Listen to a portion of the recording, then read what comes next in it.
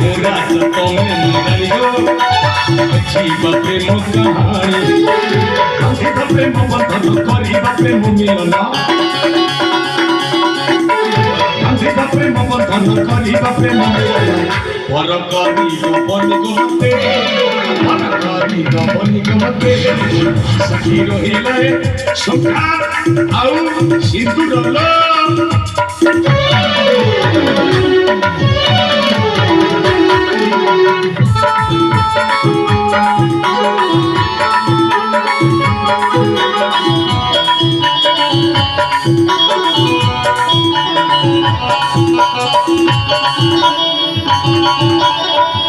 Thank you.